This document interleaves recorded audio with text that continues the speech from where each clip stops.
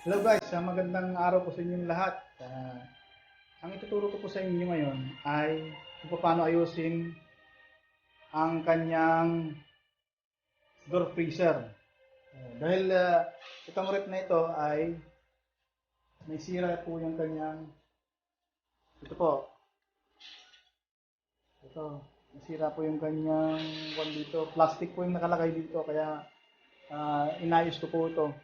So, panoorin nyo lang po yung paano ko ginawa.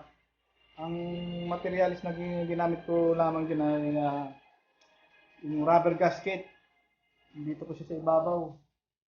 At saka yung rubber gasket.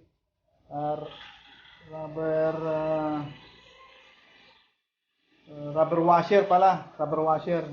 Dito sa ibabaw. Dito. Saka yung nasa ilalim nun, yung washer na kuan, yung steel na washer. Saka dito, may nilagay ako dito na threaded screw. Sa ilalim yan, mahaba, ganito kahaba.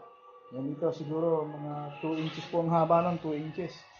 Kaya pag binuksan mo ito, hindi siya matatanggal. Tingnan niyo. Okay na siya.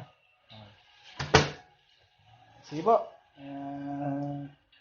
Tingnan niyo na lang po yung paano ayusin.